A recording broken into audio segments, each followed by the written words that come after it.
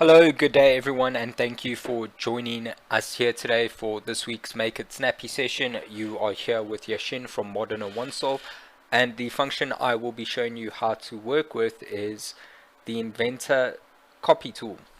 So we are going to take a look at how the copy tool works specifically within the Sketch environment. So the copy tool is of course a nice way to eliminate the amount of rework that you need to do. You can of course just copy features and paste them where needed. So how does this tool work? Simply head over to your ribbon, start the copy command. It's going to ask you to choose the entities you'd like to make replicas of. So that would be the circle on screen. I choose my geometry and then I specify a base or reference point.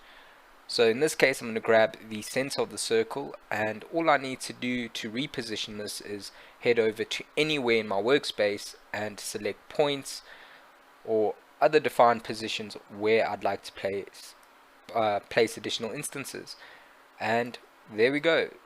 Simply right click and choose continue to end your function and select done, and we have those additional instances that have been copied across.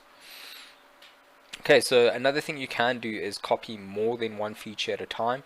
So for example, I can start the copy command, select all the features I'd like to duplicate, specify a base point or reference point. In this case I will select the center of the polygon, and I can reposition this by simply dragging my cursor over and creating additional instances of all of that geometry. Select continue, and that is done.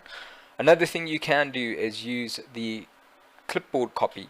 So how this works is I'm going to close the dialog box down, highlight all my geometry, hit Control C on my keyboard to copy all those features, and what I can do is either copy them onto a new sketch plane or take those pieces of geometry into a new component. Okay, so I'm going to start a new sketch in a completely new part environment. I can right click and choose paste or use Control V. Once I select paste, you'll notice that all that geometry that I used in the previous part has now been taken over. So I can leverage existing information instead of having to recreate everything from scratch.